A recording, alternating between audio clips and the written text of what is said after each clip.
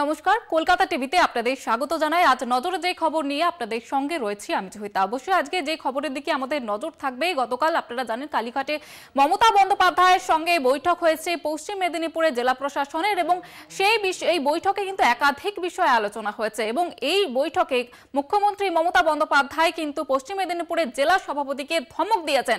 তিনি বলেছেন জুন মালিয়ার সঙ্গে একসঙ্গে কাজ করতে হবে। অন্যদিকে তিনি ব্লক প্রেসিডেন্টকে সরানোর নির্দেশ দিয়েছেন মুখ্যমন্ত্রী মমতা বন্দ্যোপাধ্যায়। সেই খবরের আপডেট আপনাদের দেব। তার পাশাপাশি যে খবরের দিকে নজর রাখবো, দেবের কিন্তু প্রশংসা করেছেন মুখ্যমন্ত্রী মমতা বন্দ্যোপাধ্যায়। অন্যদিকে আজ উস্তাদ রশিদ খানের আজকে শেষকৃত্য সম্পন্ন হবে, সেদিকেও আমাদের নজর থাকবে। অন্যান্য যে বিষয়গুলি নজর রাখবো তা হচ্ছে শাহজাহান শেখ ফেরার। শাহজাহান শেখ এখনো কিন্তু প্রকাশ্যে আসেনি এবং তিনি কবে প্রকাশ্যে আসতে পারেন এবং এই বিষয়ে বিস্তারিত জানাবো আপনাদের, এই খবরের আপনাদের দেব। এবং যে খবরের দিকে নজর রাখবো যে শাহজাহান শেখ তাকে কিন্তু সঙ্গে নিয়ে শুভেন্দু অধিকারী একটি ছবি ভাইরাল হয়েছে, সেই খবরের আপনাদের দেব, আপডেট দেব। এবং এই মুহূর্তে যে খবরের দিকে নজর রাখবো, আপনারা জানেন কালীঘাটে মুখ্যমন্ত্রী মমতা বন্দ্যোপাধ্যায়ের যে বৈঠক হয়েছে, সেই বৈঠকে পশ্চিম মেদিনীপুরের জেলা সভাপতিকে ধমক দিয়েছেন মুখ্যমন্ত্রী মমতা বন্দ্যোপাধ্যায়। এবং এই বিষয়ে আরো বিস্তারিত জানাবো। সৌম্যকান্তি রয়েছে আমাদের সঙ্গে সরাসরি। সৌম্যকান্তি, কি জানা যাচ্ছে এই বিষয়ে আর বিস্তারিত? হ্যাঁ, জানিয়ে রাখি সেটা হচ্ছে যে কালীঘাটে গতকালকে পশ্চিম মেদিনীপুর যে সাংগঠনিক যে জেলা রয়েছে, সেই সাংগঠনিক জেলায় আর সমস্ত নেতৃত্বদের নিয়ে একটি বৈঠকের আয়োজন করেছিলেন। সেদিন তৃণমূল নেত্রী মমতা বন্দ্যোপাধ্যায় নিজ বাসভবনে সেই বৈঠকের আয়োজন করেছিলেন কালীঘাটে, এবং সেখানে উপস্থিত ছিলেন সুব্রত বক্সী থেকে অভিষেক বন্দ্যোপাধ্যায়, প্রত্যেকেই উপস্থিত ছিলেন। এবং এই যে একটা নবীন প্রবীণের যে একটা সংঘাত চলছিল, সেই জায়গাতেই কিন্তু তিনি এই বৈঠকের আয়োজন করেছিলেন। এবং এই বৈঠকের যখন শুরু হয়, বৈঠকের শুরুতেই যেটা তৃণমূল সূত্রে আমরা জানতে পারছি, বৈঠকের শুরুতেই জেলা সভাপতি সুজয় হাজরাকে তিনি রীতিমতো ধমক দেন। এবং যে বিষয়ে ধমক দেওয়া হয় সেটা জানা গেছে, সেটা হচ্ছে যে মেদিনীপুর পুরসভার চেয়ারম্যানকে তাকে অপসারণ করার দাবি জানিয়ে, তার প্রতি অনাস্থা জানিয়ে বিক্ষোভ করছিলেন বেশ কিছু কাউন্সিলর। এবং তার মধ্যে অন্যতম ছিলেন সুজয় হাজরার স্ত্রী তিনি নিজেও একজন কাউন্সিলর। এবং এই যে আন্দোলন চলছিল, সেই বিষয়টি নিয়ে তিনি ধমক দেন যে কেন এইভাবে বিক্ষোভ চলছে বা এই বিষয়গুলি নিয়ে ধমক দেওয়া হয়। এবং তারপরে সুজয়বাবু তিনি উঠে দাঁড়িয়ে তিনি ব্যাখ্যা দেন পুরো বিষয়টার। এবং মুখ্যমন্ত্রী মমতা বন্দ্যোপাধ্যায় বা তৃণমূল নেত্রী মমতা বন্দ্যোপাধ্যায় তিনি এই বিষয়টি জানার পরে তিনি মানস ভূঁইয়াকে, বর্ষিয়ান নেতৃত্ব মানস ভূঁইয়া রাজ্যের মন্ত্রী, তাকে তিনি দায়িত্ব দেন এই সমস্যাটা যেন দ্রুত সমাধান করা হয়। এবং তিনি যে সমস্ত তৃণমূলের নেতারা সেখানে উপস্থিত ছিলেন, নেতৃত্বরা, তাদেরকে লোকসভা নির্বাচনকে সামনে রেখে তারা যেন নিজেদের মধ্যে তালমেল বজায় রাখে এবং সাংগঠনিকভাবে তাদের মধ্যে যেন কোনো রকম কোনো সমস্যা না হয়, সে বিষয়ে নির্দেশ দেওয়া হয়। একই সঙ্গে কেশিয়াড়ি যে ব্লক রয়েছে, সেই কেশিয়াড়ি ব্লকের ব্লক তৃণমূলের যে সভাপতি এই শ্রীনাথ হেমব্রম, তাকে সরানোর নির্দেশ দেন তিনি বলেন যে শ্রীনাথকে অন্য কোনো কাজে ওই ব্লকে নিয়োজিত করা হোক, কিন্তু শ্রীনাথ যেন আর ব্লক সভাপতি না থাকে। তার বিরুদ্ধে কিছু বিষয় উঠে এসেছিল এবং যে পঞ্চায়েত সমিতি গঠন করা নিয়ে সেই সময় সমস্যা তৈরি হয়েছিল। এবং তবে থেকেই রিপোর্ট জমা পড়েছিল মুখ্যমন্ত্রীর কাছে, এবং তিনি তার মোতাবেক তৃণমূল নেত্রী তিনি কিন্তু এই শ্রীনাথ হেমব্রমকে সেখান থেকে তার পদ থেকে সরিয়ে দেন। এবং তবে নতুন কাকে নেবেন সে বিষয়ে তিনি এখনো পর্যন্ত জানাননি। এবং যে তালমেলের একটা অভাব হচ্ছিল বলে তার কাছে খবর ছিল, এবং সেই বিষয়টিকে পরিষ্কার করতে এবং লোকসভা নির্বাচনের আগে যাতে সঠিকভাবে সংগঠনটা বজায় থাকে এবং তাতে যেন নবীন প্রবীণের কোনো সংঘাত না হয়। এবং বিশেষ করে এই যে লোকসভার নির্বাচনে এই মেদিনীপুর সাংগঠনিক জেলার মধ্যেই পড়ছে কিন্তু মেদিনীপুর লোকসভা কেন্দ্র, যেখানে দিলীপ ঘোষ প্রার্থী হবেন বলে তিনি দাবি করছেন। এবং এই কেন্দ্রে যাতে ভালো রেজাল্ট হয়, তার জন্যই কিন্তু তৃণমূল নেত্রীর এই একেবারেই তোমার কাছে এখানে জানতে চাইবো যে লোকসভা নির্বাচনের আগে দলনেত্রীর এই বার্তা কতটা কাজে দেবে?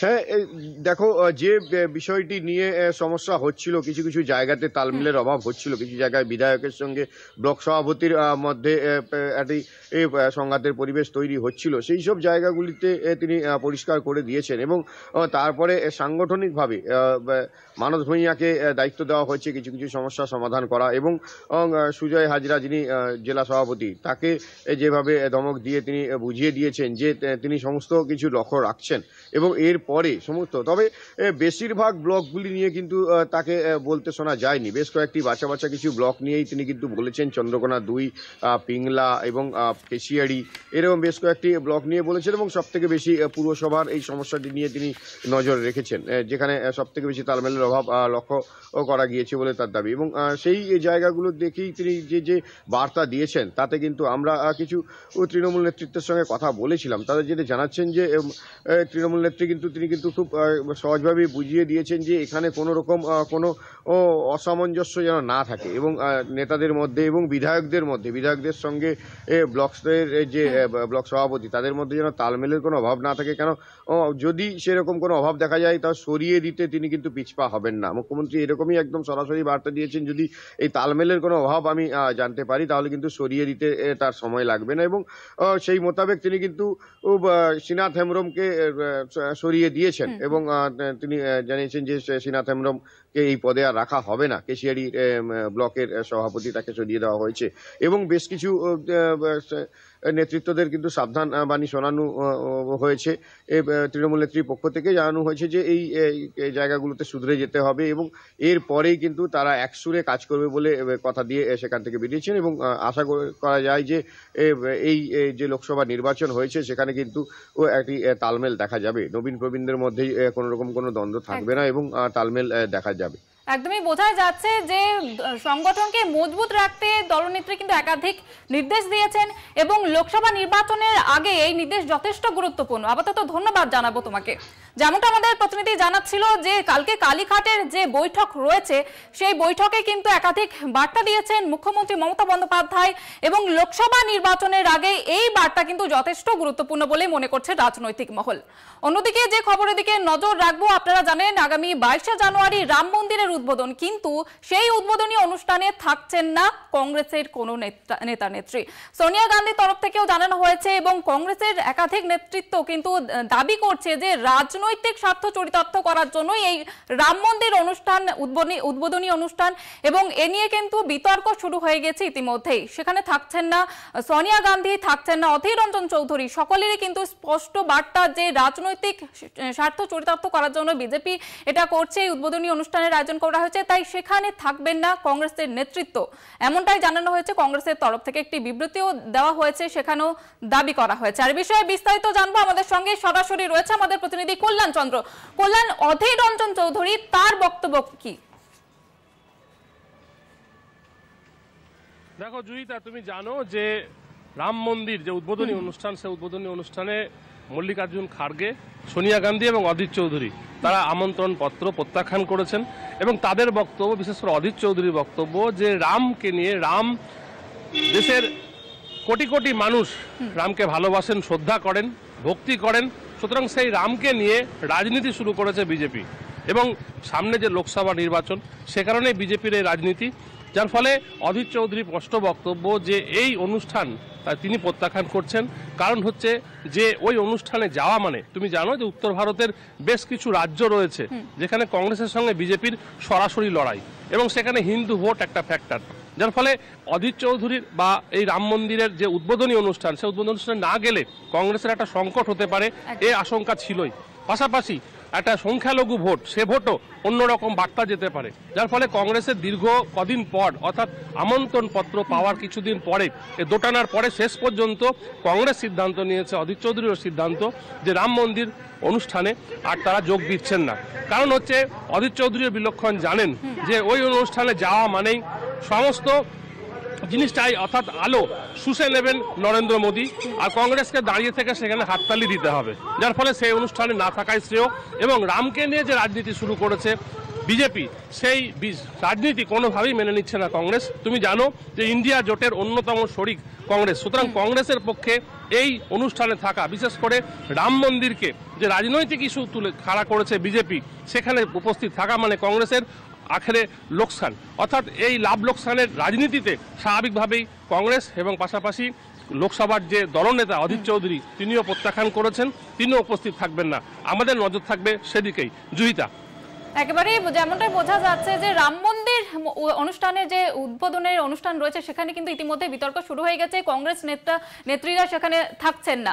আপাতত ধন্যবাদ জানাবো তোমাকে। আমাদের প্রতিনিধি যেমনটা জানাচ্ছে যে রাম মন্দির উদ্বোধনী নিয়ে কিন্তু ইতিমধ্যে রাজনৈতিক তরজা শুরু হয়ে গিয়েছে এবং সেখানে কংগ্রেস নেত্রীরা থাকছেন না এবং এই নিয়ে কিন্তু একটা বিতর্ক শুরু হয়েছে। অন্যান্য খবরের দিকে নজর রাখবো, তবে এই মুহূর্তে নিয়ে নেবো একটি ছোট্ট বিরতি। নজর রাখবো যে খবরের দিকে। আপনারা জানেন এখনো কিন্তু প্রকাশ্যে আসেনি সন্দেশখালীর তৃণমূল নেতা শেখ শাহজাহান। অন্যদিকে তার সঙ্গে শুভেন্দু অধিকারীর একটি ছবি ভাইরাল হয়েছে, তা নিয়ে কিন্তু ইতিমধ্যে রাজনৈতিক তরজা শুরু হয়েছে। অন্যদিকে বসিরহাট পুলিশের তরফ থেকেও কিন্তু মামলা দায়ের করা হয়েছে এবং তদন্ত শুরু করা হয়েছে ইতিমধ্যে। আর এই বিষয়ে বিস্তারিত জানবো, আমাদের সঙ্গে সরাসরি রয়েছে আমাদের প্রতিনিধি সঞ্জিত চক্রবর্তী। সঞ্জিত, কি আপডেট রয়েছে তোমার কাছে এই মুহূর্তে? যখন 6 দিন কেটে যাওয়ার পরে শেখ শাহজাহান এখনো অধরা। শেখ শাহজাহান কোথায়? ইতিমধ্যে কিন্তু যেমন সন্দেশখালী মানুষের প্রশ্ন, রাজ্যবাসীর প্রশ্ন। তুমি জানো শেখ শাহজাহানের একদা ঘনিষ্ঠ অর্থাৎ আগারাটি গ্রাম পঞ্চায়েতের প্রধান সেদিনকে কিন্তু সেই ওই ঘটনার সঙ্গে ছিল, অর্থাৎ যে বারবার ইডি আধিকারিকরা যে হাইকোর্টে মামলা করেছে, বারবার সন্দেশখালী থানায় যে অভিযোগ দায়ের করেছে যে তাদের গাড়ি ভাঙচুর এবং মারধর এমনকি মাথা পাঠানোর অভিযোগ করেছে এই জিয়াউদ্দিন মোল্লার বিরুদ্ধে তার অনুগামীদের। কিন্তু প্রশ্ন হচ্ছে আদৌ কি জিয়াউদ্দিন মোল্লার সঙ্গে জড়িত? এটা যেমন সরব প্রশ্ন হচ্ছে, পাশাপাশি এই নিয়ে কিন্তু রীতিমতো এই যে লাউহাটি যে বাড়ি রয়েছে সেখানকার বিশেষ করে প্রধানের বাড়ি, সেখানে কিন্তু তার পরিবারের লোক বলছে তাকে পুরোপুরিভাবে চক্রান্ত করে ফাঁসানো হয়েছে। সব মিলিয়ে আমি একবার পরিবারের সঙ্গে কথা বলার চেষ্টা করব যে রয়েছে তার বাড়ি। তুমি এই বাড়ির ছবি দেখতে পাচ্ছ, বাড়িতে শুনছান, মা অসুস্থ বলছে। তার মেয়ের সঙ্গে একবার কথা বলবো যে বারবার বলা হচ্ছে তোমার বাবা ইডি আক্রান্তদের, ইডি যে আধিকারিক আছে তাদের মারধর করেছে, মাথা ফাটিয়ে দিয়েছে, গাড়ি ভাঙচুর করেছে। কতটা সত্য, কি মনে করছো? এটা একদম পুরোপুরি মিথ্যে একটা সাজানো কথা বলছে। ওখানে ওরকম কোনো কিছু হয়নি। যারা গিয়েছিল তারা সবাই সাধারণ মানুষই ছিল। এর পিছনে আমার বাবার কোনো হাত নেই। বাবা ওখানে প্রধান হিসেবে যে উত্তেজিত যে জনতা তাদের সামাল দিতেই ওখানে গিয়ে পৌঁছেছিলেন। এর পিছনে বাবার কোনো হাত নেই। সবাই বলছে অভিযোগ হওয়ার পরে বাবা পালিয়ে গেছে, এটা কতটা সত্যি?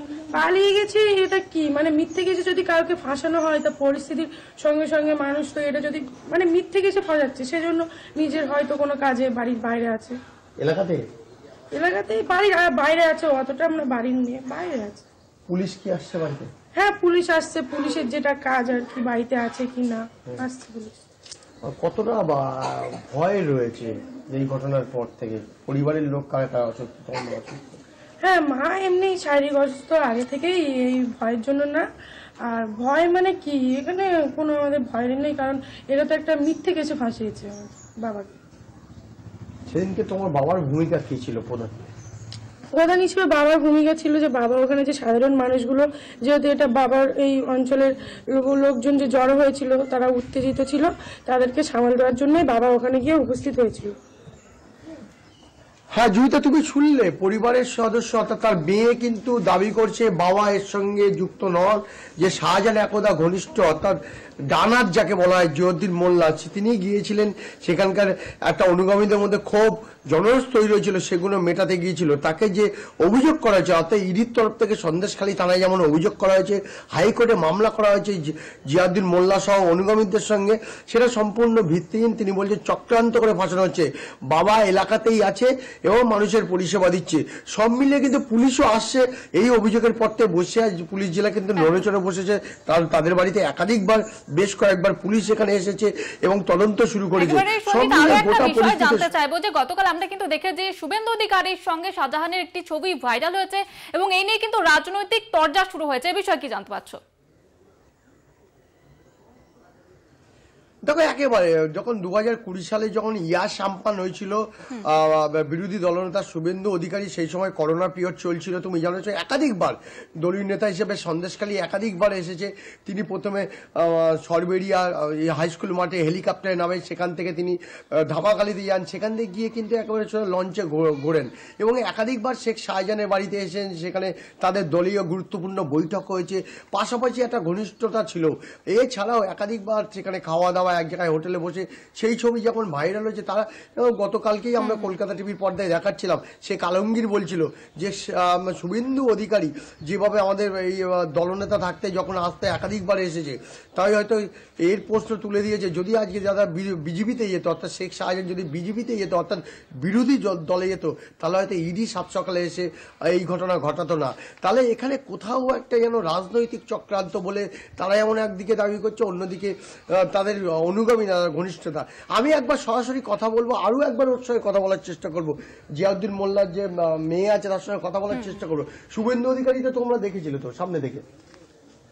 না, আমি তো সামনে মানে এমনি ছবিতে দেখে? হ্যাঁ, ছবিতে দেখেছি, টিভিতে অনেকবার নিউজে দেখেছি। সন্দেশখালীতে এসেছে? সন্দেশখালীতে এসেছে, হ্যাঁ দেখেছি। আমি কাদের সঙ্গে কথা বলেছে? কাদের সঙ্গে কথা বলছে মানে একটা ছবি তো দেখলাম কালকে ক্যালকাটা নিউজের এতেই, যে শেখ শাহজাহান মহাশয়ের সঙ্গেই তো ছবিটা মানে আর কি দেখলাম আমরা কালকে। তোমরা কি মনে হচ্ছে, এটা কি রাজনৈতিক ভাবে চক্রান্ত? তুমি কি মনে করো? সেটাই তো মনে হচ্ছে, কারণ ওখানে যেখানে প্রধান হিসেবে বাবা সামাল দিতে যাচ্ছে, সেখানেই বাবার নামে মিথ্যে কেস দিয়ে দিচ্ছে। অবশ্যই এটা রাজনৈতিক চক্রান্ত। হ্যাঁ জুইতা, তুমি শুনলে একেবারে শুভেন্দু একদম সরাসরি একদিকে শেখ আলমগীর, বোঝা যাচ্ছে যে যেখানে শেখ শাহজাহান প্রকাশ্যে আসবে কিনা সেই নিয়ে যখন চর্চা চলছে, সেই মুহূর্তে শুভেন্দু অধিকারীর সঙ্গে তার ছবি ভাইরাল। এ নিয়ে রাজনৈতিক চর্চা একেবারেই তুঙ্গে। আপাতত ধন্যবাদ জানাবো তোমাকে। যেমনটা আমাদের প্রতিনিধি জানাচ্ছিল যে শেখ শাহজাহান কোথায়, ইতিমধ্যে সেই নিয়ে কিন্তু দ্বন্দ্ব চলছে এবং সেই মুহূর্তে শুভেন্দু অধিকারীর সঙ্গে তার ছবি নিয়ে একটা রাজনৈতিক চর্চা ইতিমধ্যেই শুরু হয়ে গেছে। এবং অন্যদিকে আপনাদের প্রথমে যে খবরের আপডেট আমরা দিচ্ছিলাম যে গতকাল কালীঘাটের মুখ্যমন্ত্রী মমতা বন্দ্যোপাধ্যায়ের বৈঠকে কিন্তু একাধিক বিষয়ে বার্তা দিয়েছেন দলনেত্রী, এবং তার পাশাপাশি পশ্চিম মেদিনীপুরের সাংগঠনিক যে বিষয়টি রয়েছে সেটাকে মজবুত করার জন্য একাধিক বার্তা দিয়েছেন। সেখানে কিন্তু দেবের বিষয়ে ভূয়সী প্রশংসা করেন। এবং এই খবরের আপনাদের আপডেট দেবো, তবে এই মুহূর্তে সময় হয়ে গিয়েছে আরো একটি বিরতির। ফিরছি বিরতির পর। নজর রাখবো যে খবরের দিকে, পুলিশের গাড়ির ধাক্কায় মৃত্যুর অভিযোগ উঠছে এবং এই ঘটনায় চাঞ্চল্য ছড়িয়েছে। যে খবরের আপডেট আপনাদের দেব, পুলিশের গাড়ির ধাক্কায় মৃত্যু হয়েছে একজনের, এমনটি অভিযোগ উঠছে। টিটাগড়ে ঘটেছে এই ঘটনাটি। টিটাগড়ে পুলিশের গাড়ির ধাক্কায় মৃত্যু হয়েছে একজনের এবং এই ঘটনায় চাঞ্চল্য ছড়িয়েছে এলাকায়। মৃত ব্যক্তির নাম সুজল হেলা। যেমনটা জানাচ্ছিলাম আপনাদের, পুলিশের গাড়ির ধাক্কায় মৃত্যু হয়েছে সুজয় হেলা বলে একজনের। মৃত্যুর ঘটনায় চাঞ্চল্য ছড়িয়েছে এলাকায় এবং ঘটনাটি ঘটেছে টিটাগড়ে। পুলিশের গাড়ির ধাক্কায় মৃত্যুর অভিযোগ উঠছে। যে খবরের দিকে নজর রেখেছিলাম, টিটাগড়ে পুলিশের গাড়ির ধাক্কায় মৃত্যু হয়েছে বলে অভিযোগ উঠছে। এই ঘটনায় চাঞ্চল্য ছড়িয়েছে গোটা এলাকায়। ঘটনাটি ঘটেছে টিটাগড়ে।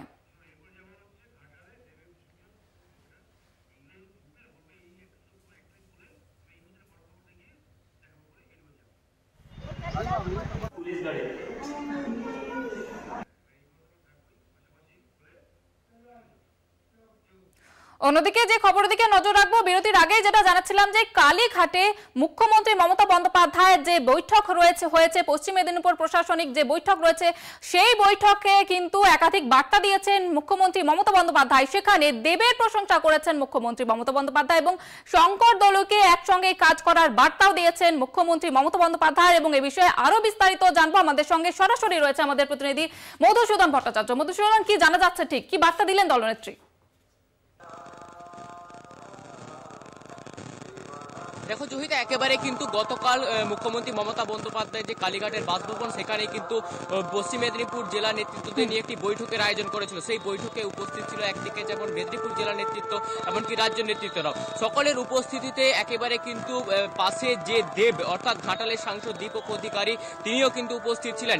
একেবারে ঘাটালের যে সাংসদ দীপক অধিকারী, তার সঙ্গে যে প্রাক্তন বিধায়ক ঘাটালের অর্থাৎ শঙ্কর দলুই, তাকে কিন্তু হাতে হাত মিলিয়ে কিন্তু 2024 2024 যে সামনে যে লোকসভা নির্বাচন, সেই লোকসভা নির্বাচনে কিন্তু কাজ করতে বলেছেন।